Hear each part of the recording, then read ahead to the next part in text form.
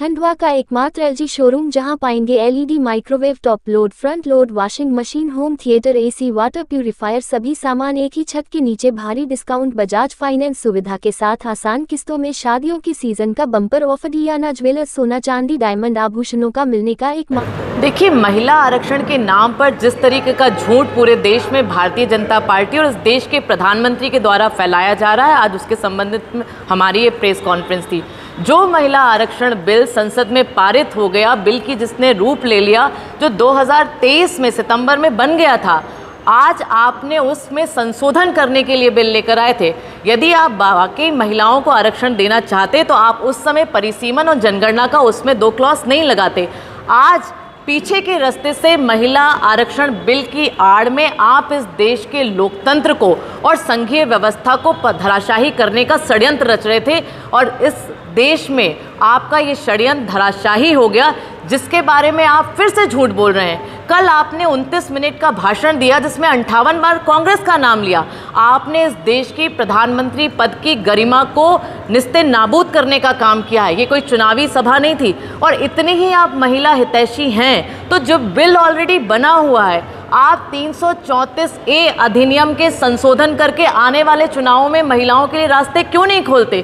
क्यों आपने बंद किए हुए हैं? हम आपसे प्रश्न करते हैं। आपकी गंभीरता इस बात से भी नज़र आती है कि जो बिल 2023 में पारित हो गया उसको संसद में नोटिफाई करने के लिए आज आप उसको अप्रैल में लेकर आए, तो कितने गंभीर हैं हमें बताने की ज़रूरत आपको नहीं है। आप कांग्रेस पे आरोप लगा रहे हैं, आप इस देश के हमारे नेता प्रतिपक्ष पे आरोप लगा रहे हैं। शर्म आनी चाहिए। राहुल गांधी जी ने 2018 में आपको पत्र लिखा था कि आपकी पूर्ण बहुमत की सरकार है, आप महिला आरक्षण बिल लाइए और समूचा विपक्ष आपका समर्थन देगा। लेकिन जैसे कि भारतीय जनता पार्टी की कहनी और कथनी में अंतर होता है, हमेशा झूठ बोलते हैं। एक बार पुनः उन्होंने संसद में इस बात को लागू कर दिया कि आपका महिलाओं के मान सम्मान से कोई वास्ता नहीं है। महिलाओं को आपने हमेशा द्वितीय दर्जे का नागरिक इस देश में समझा, इसीलिए पीछे के रास्ते से महिला आरक्षण का मुखौटा लगाकर देश की संघीय व्यवस्था को धराशाही करने का काम आप कर रहे थे, जिसमें आप सफल नहीं हुए।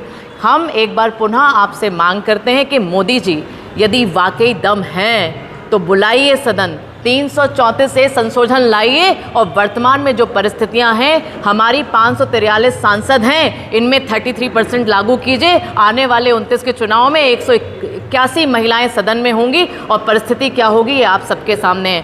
कांग्रेस पार्टी को महिलाओं के बारे में बताने की ज़रूरत नहीं है। कांग्रेस पार्टी ने इस देश को पहली प्रधानमंत्री, पहली राष्ट्रपति, पहली मुख्यमंत्री दी और आप महिलाओं के हक और हुकूक की बात कर रहे हैं। मैं आपसे पूछना चाहती हूँ, उन्नाव की वो बेटी, हाथरस की वो गुड़िया, ओलंपिक में स्वर्ण पदक लाने वाली वो बेटियां और हमारे मणिपुर की जलती हुई 2 महिलाओं पे जो मौन धारण कर ले, वो हमें महिलाओं के आत्मसम्मान की बात बता रहा है।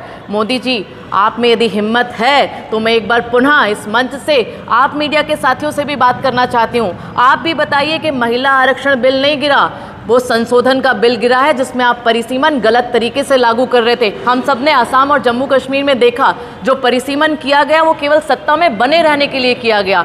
एक विधानसभा में 25 लाख वोटर हैं तो दूसरे में 8 लाख वोटर हैं।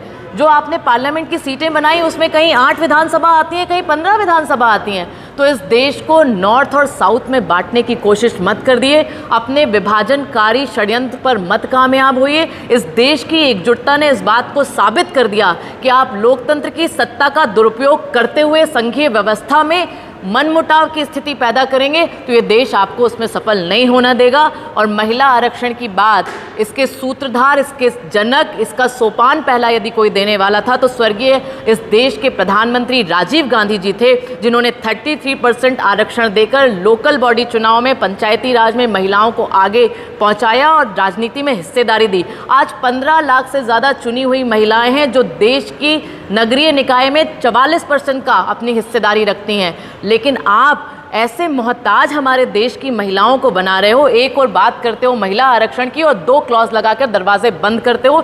इसके खिलाफ आज हम बताने जा रहे थे कि मोदी जी, थोड़ा इस देश की महिलाओं को बेवकूफ़ और कमज़ोर समझना कम करिए। ये देश की जागरूक महिलाएं हैं और आपके इस छद्म जाल में फंसने वाली नहीं हैं।